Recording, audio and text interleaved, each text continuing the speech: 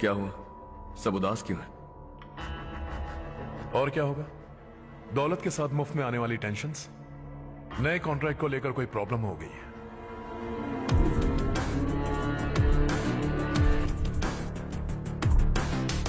तुम बिल्कुल सही कह रहे हो, जरा होल्ड करना। राधे, सेंट्रल मिनिस्टर विश्वनाथ राव का बेटा बाहर अपॉइंटमेंट लेने को कह रहा था।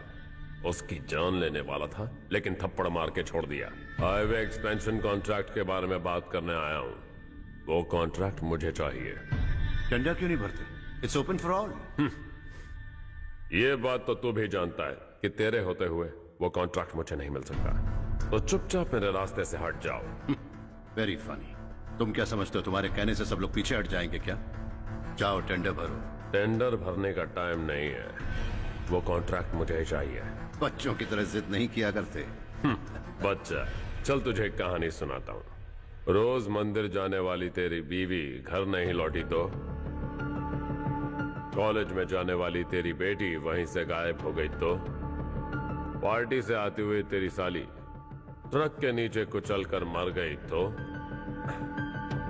अरे इसके घर में एक छोटा बच्चा भी है ना। लगता है फैमिली थोड़ी बड़ी है। सबके बारे में बताना बहुत मुश्किल है। तो एक इंटेलिजेंट बिजनेसमैन है, एक कॉन्ट्रैक्ट के लिए अपनी फैमिली को गंवाना नहीं चाहेगा।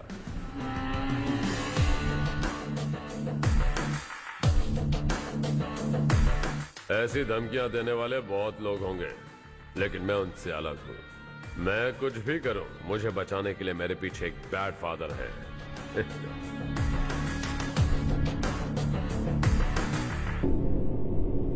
असली जिंदगी को छोड़कर नकली जिंदगी जी रहे हैं ये लोग।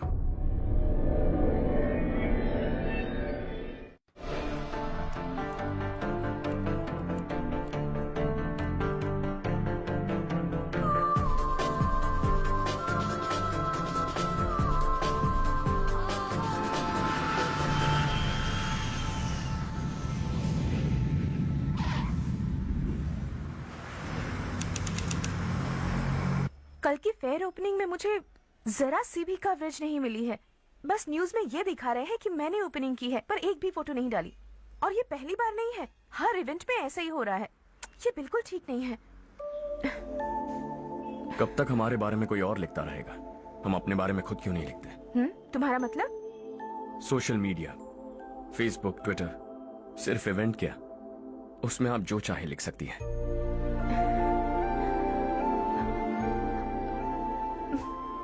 वैसे कौन है आप?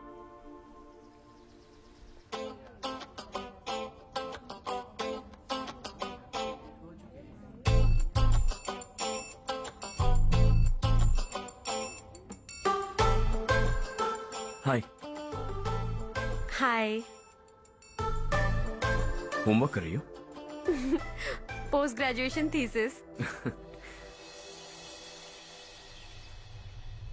बस आखिरी बार मेरी तरफ से हाई कमांड से बात कर लीजिए। अगर मेरी मिनिस्ट्री चली गई तो पूरे स्टेट में मेरी इज्जत मिट्टी में मिल जाएगी। हाँ हाँ please sir. Okay okay. Sir, बाहर कोई आया है जो आपसे मिलना चाहता है। कह रहा है आपका रिश्तेदार है। अंदर भेजो।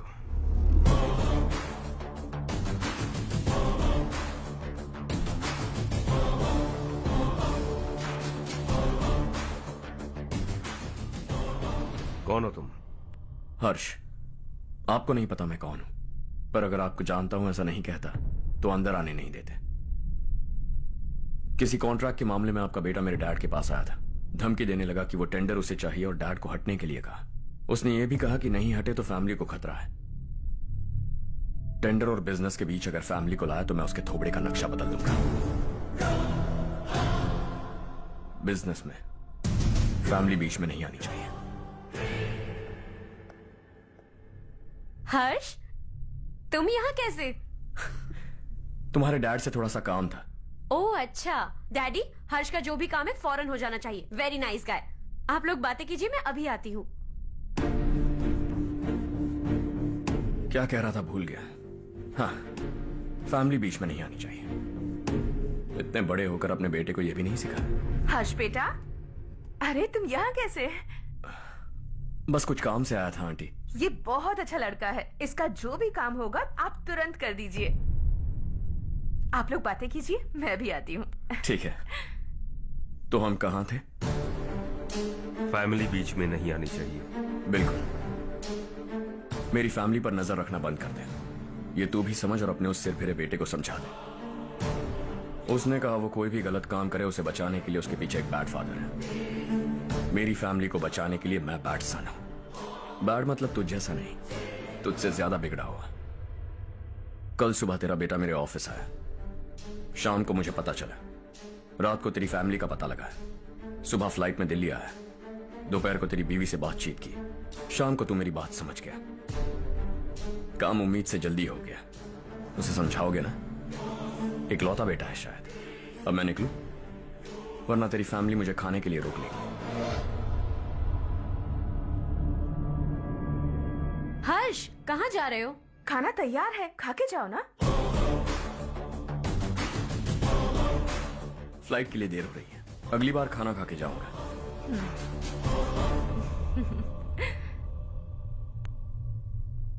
उस इंजीनियर के बेटे का मर्डर केस दिन ब दिन कॉम्प्लिकेट होता जा रहा है भाई। फैमिली तो चुप बैठी है, लेकिन वो पब्लिक प्रोसिक्यूटर उसको ज्यादा चर्बी चढ़ी है। उसका कुछ करना पड़ेगा भाई। उस प्रोसिक्यूटर की फैमिली के बारे में पता कर। बीवी बच्चे वाला तो वो भी होगा, समझ गया ना?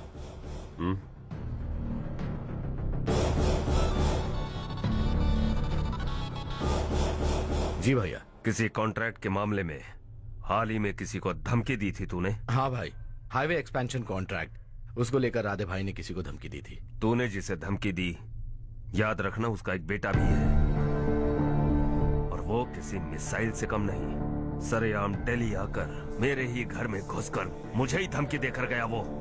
राधे को कुछ मत बताना, ये तुम खुद ही हैंडल करना। ठीक है भाई, मैं उससे निपट लूंगा।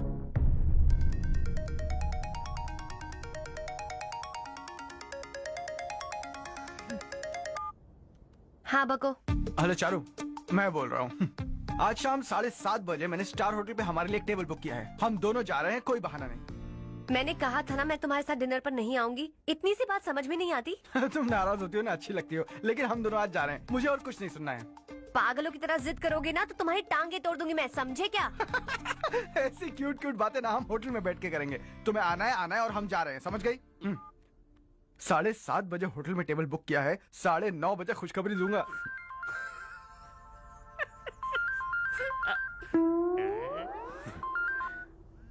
हेलो। हाय हर्ष, कल शाम को मेरे रूममेट की शादी है यही शहर में।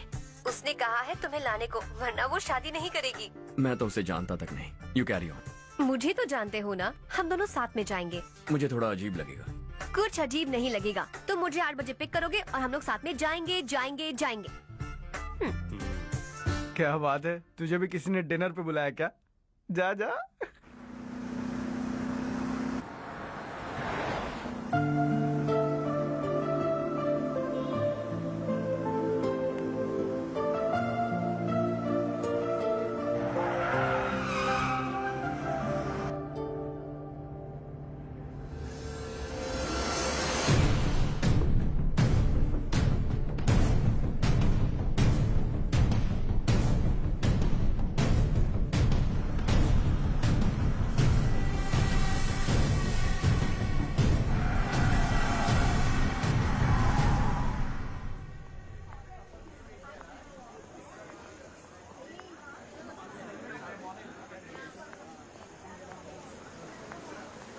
Hey. हाय चारू। Hi. हाय चारू। Hi. Come. हेलो। कैसी हो? Hi. कब आए तुम सब? जस्ट। तुम तो जल्दी आने वाली थी ना? देर हो गई। मैं 2 मिनट में आया। कहाँ जा रहे हो? Rest room. ओह ओके, ठीक है जाओ। और क्या?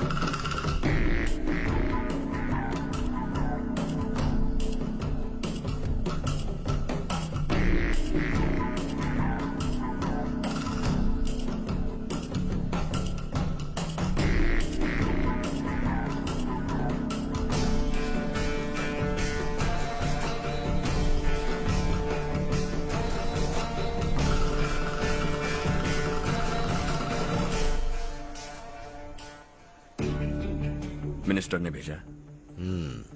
किसका फंक्शन है मुझे पता नहीं, किसी दोस्त के साथ आया। यहाँ मारपीट नहीं। वो लड़की कौन है? तेरी गर्लफ्रेंड है क्या? बाद में बात करेंगे, निकल यहाँ से। तू तो कितना डरता है बे, दिल्ली तक कैसे पहुंच गया? हाँ? माँ बाप भाई बहन सबसे प्यार करता है ना, ये सब तेरी कमजोरी है ना बेटा। फिर तेरे में इतनी हिम्मत कहां से आई? आज तेरा बैड लक है, मेरे सारे लड़के अंदर आ गए हैं। कौन कब कहां से तुझ पे हमला करेगा मुझे नहीं पता।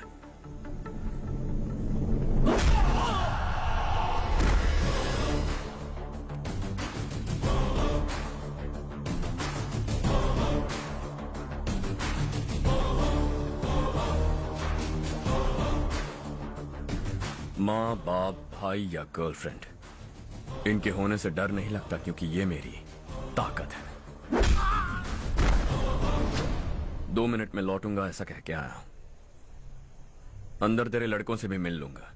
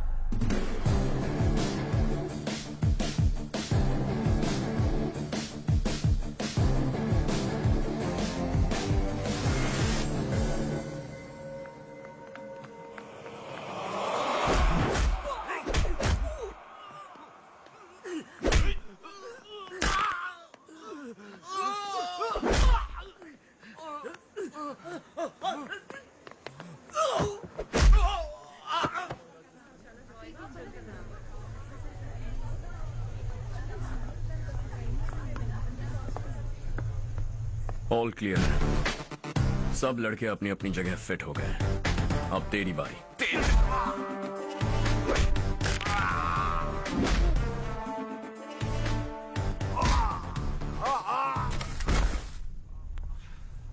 अगली बार जब तेरा ऐसा कोई प्लान बने तो अच्छी जगह चुनना। पब्लिक प्लेस की झंझट मत रखना, एक झटके में खत्म कर दूंगा।